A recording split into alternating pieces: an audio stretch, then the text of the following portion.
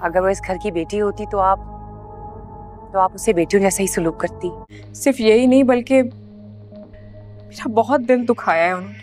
सच्चे झूठे सबूतों को लेकर आपने उसे सजा सुना दी। रिफत भाभी की अम्मी ने मुझे बहुत ताने दिए। क्या क्या दिल दुखाया? नहीं थी कि तुम्हारी शादी को तो 1 साल हो गया है और कोई औलाद नहीं हुई है। पर ये वक्त तो नहीं था बदला लेने का। आप देख रही हैं कि मैं भाभी जान से मुखातिब हूँ। आप मेहरबानी करके हमारे बीच में मत बोलिए। भुला देती थोड़े दिन के लिए सब कुछ। आपको यहाँ सालगिरह में शिरकत के लिए बुलाया है। आप गौर कीजिए ना, जब से वो यहाँ आई है इस घर में तरह तरह की बदमज़गियाँ हो रही हैं। जैसे मुझसे कोई चूक हो गई हो या फिर कोई साजिश। इस घर से दिल टूटने की आवाजें आ रही हैं। सब लोग जानते हैं कि मेरा मैका नहीं है, अगर फिर भी मुझे मैका ना होने के ताने दिए जा रहे। भाभी जान, शायद आपको यकीन ना आए लेकिन हया ही कर रही है ये सब कुछ। मैं खुद अपने ही फैसलों से मुतमईन नहीं। रिफत भाभी की अम्मी ने मुझे बहुत ताने दिए। बहुत मजा आएगा जब इरम बर्थडे पार्टी में आएगी। जब एक दफा घर से निकाल दिया है तो फिर वापस बुलाने का मकसद क्या है? बहुत सोच विचार के बाद मैंने फैसला किया है कि और रोहान के सामने चोरों की तरह खड़ी होगी। क्या देखना चाहती हैं कि उनके सताए हुए किस हाल में जी रहे हैं? आसिया बेगम और इरम को भी सालगिरह पर बुलाया जाए। मैं तो ये खोज लगा रही हूँ कि इन तिलों में कितना तेल है।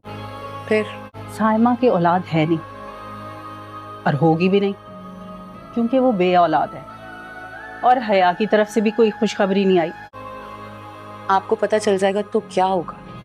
शराफत और मासूमियत बहुत अच्छी चीज़ होती है और वो खून हम बाजू की रग से देते हैं, लेकिन जब हम किसी की जान बचाते हैं तो कभी कभार खुद अपना खून भी देना पड़ता है। ऐसा करेंगे तो मर जाएंगे। अब मासूमियत में आके हम शेरक से तो खून नहीं दे सकते ना। तुम्हारे उस अमल से मेरा दिल दुखा हुआ था। आसिया, मैं किसी के हुक्म का पाबंद एक हद तक हूं, बाकी मेरी अपनी मर्जी है।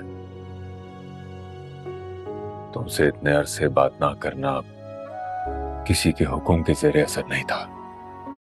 वारन वस्तु को सोचने के बाद ये प्रश्न करती है कि आसिया और उसकी बेटी को भी साइकिल बुलाना चाहिए। जब इरम के बाद पता चलती है तो वो अपनी मुझसे ये कहती है क्या देखने के लिए बुलाना चाहती है कि हम किस हाल में रह रहे हैं। मुझे शायद हया ये सोच रही है कि जब वो आएगी सालगिरह पे तो बहुत मजा आएगा, किस तरह चोरों की तरह रोहान के सामने खड़ी होगी।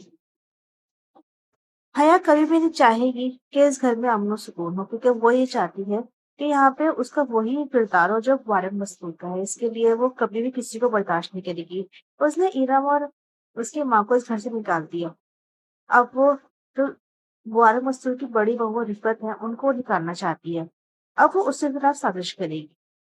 वो वारन मस्तूर से ये कहेगी कि ऊपर भाभी की माँ ने मुझे बहुत बातें सुनाई है और वो इसलिए मुझे बातें सुना रही है क्योंकि मेरे को मेरा कोई मैका नहीं है।